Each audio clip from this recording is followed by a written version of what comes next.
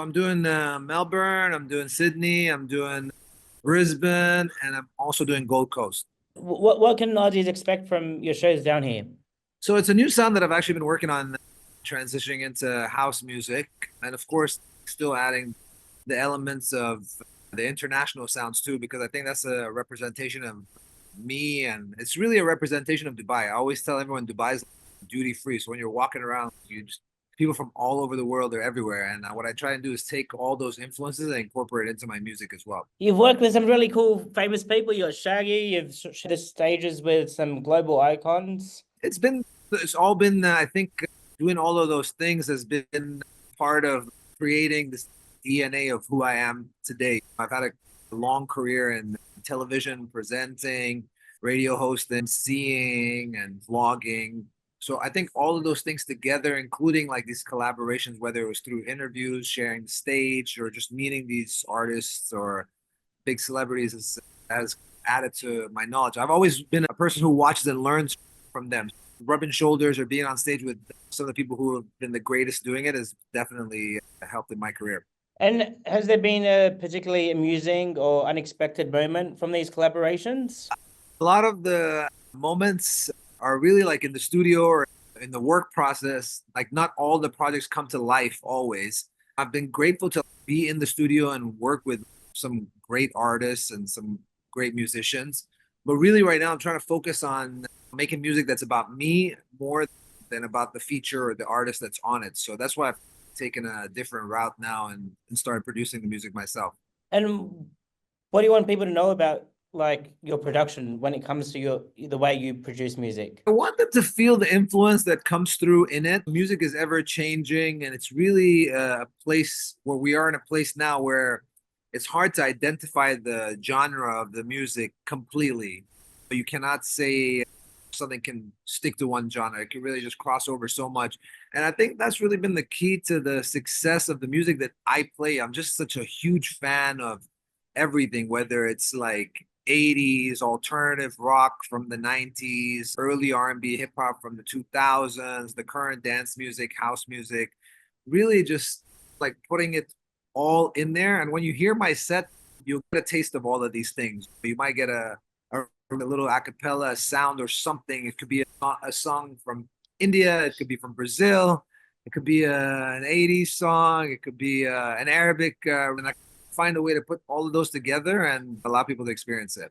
And music isn't something new for you. You did start off in a band. So what's it like to turn into this DJ now? A lot easier. It's a lot easier when you don't have five people that you have to get together with to make the music, and just being in a band is not easy. It's great fun, of course. I believe it's the best way to create music. It doesn't make it easy to tour, to practice, to do all those things. So while I appreciate like those band days, I've just recently actually picked up my guitar again. Started like just playing tunes that I remember from before. Every now and then I'll drop a little snippet on Instagram to shock people. Yep. But I think DJing was my true calling. Even now, looking back at my career of everything I've done on TV, on radio, and hosting, and all of that stuff, I really feel like my first and like true love is definitely DJing. And I hear you're putting distance yourself from reality TV, putting it behind you, or do you want to do different projects, or what can you tell me about your days on reality TV?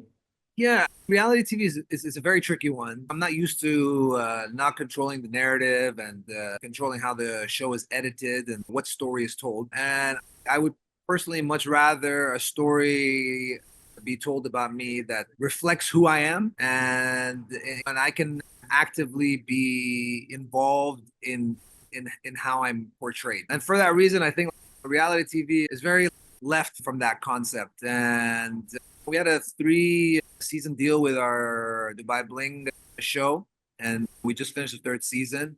And I think for me, this is where I draw the line, and I'm like, let's go in a different direction. And I want to focus on my music. I want to pursue my music, and want to put 100% into my music. A show like that really takes a lot of your time, a lot of your energy. It can take its toll on your mental health, on your daily life, and I want to I want to just put all that energy into something good and something positive and something that can really impact people's lives. And I think music is the answer.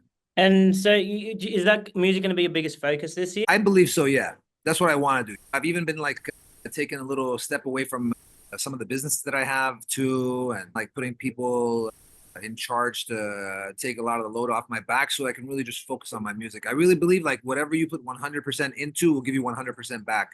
So if you spread yourself thin and you have five things that you're doing, you put 20% into each one of them, you'll get 20%.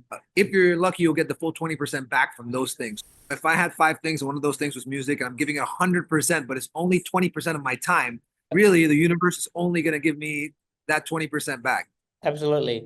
And Dubai is known for its opulence. What's the most Dubai thing you've probably done that you think Aussies? What's the most Dubai thing that I've done? Oh man. I was sitting on the beach today having a paratha sandwich and a karak. That's a pretty Dubai thing. Out in the rain. It was raining as well. I don't know. You can't see, but it's super cloudy out here today. And I guess a Dubai thing for us to do because we don't get a lot of rain. As soon as like we get super excited about rain, like we're the happiest. Like we're ready to go out. You can see I've got a hoodie around my neck and ready to go out. So I would probably say that's a very Dubai thing to do. Dance in the Oh, rain. love it. Growing up, what would have been some of your musical influences? Mostly rock and alternative music. So my two brothers were like always playing songs around the house. Start off in like really heavy metal rock stuff. Like I remember hearing songs by Def Leppard and Metallica and Bon Jovi. I heard a lot of that stuff. And then when I was getting into music myself as a in a band, I was listening to alternative rock music stuff like Nirvana, Alice in Chains, Pearl Jam, Silverchair. There's a good I was Australian just band about to for you. ask about what do you know about Aussie music? Yeah, I know that there's definitely some sprinkle of greatness from Australian artists and music, and it's always coming, whether it's via DJs or whether it's via a band or an artist. And I think Australia, maybe even like Dubai, is probably at the beginning of its boom of its music, which is taking like a global stance. You know, I come over there, a lot of my friends play me stuff that's like local Australian stuff. And when I hear it, I'm like, yo, this sounds really good. There's a lot of good music, and there's a lot of good music here in Dubai as well, but not all of it crosses over, I think. And that's where the issue comes in. You got like great DJs like Timmy Trumpet, great friend of mine, like superb DJ. You got, I was just watching a video of Fisher DJing at a golf tournament the other day. Dom Dollar, Yeah. there's a couple of good cats. I think people not paying attention, but Australia's on the come up of the DJs. Those are three really great DJs, and as far as artists and musicians as well, like a lot of great stuff. Too. The Kid Lowry, is he from Australia too? There's a lot of great stuff over there. Just it's just about I think the crossover part. And my fondest memory of something very Australian is growing up. I watched a show called Neighbors. Oh, yep.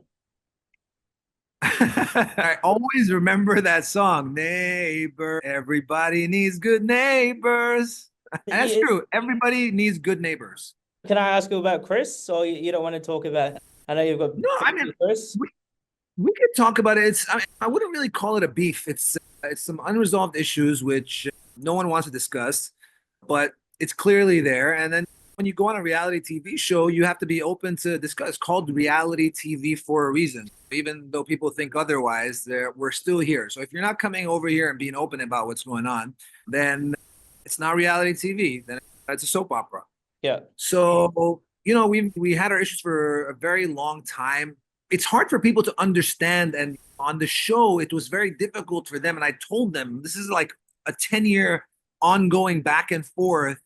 How are you going to tell it in 5 minutes? And it's also difficult for me to explain it to you right now in a couple of minutes as well. But basically, a lot of stuff I was hearing, and I really went to confront him and just hear his side of the story on TV because that's what he did, right? He made a statement by going on there and saying a couple of things and doing a couple of things and acting upon it.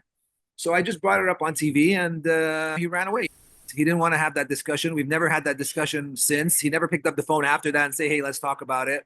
I mean, many things could have happened in that situation. I took a big risk going over there. He could have turned around and said, hey, you did this. And I was ready for it. I was ready to openly discuss anything that he brought up.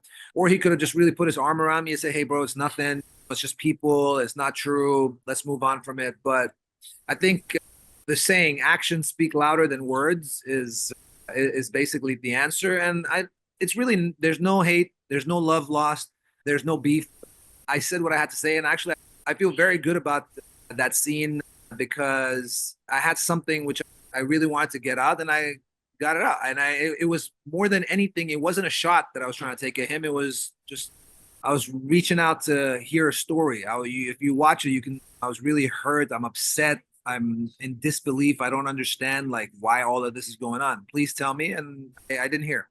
Yeah, and sorry, last question because I know you got to go. Is how do you plan to infuse a bit of Dubai glamour into your Sydney performances? I know do you think about performance wise how you're going to set the stage?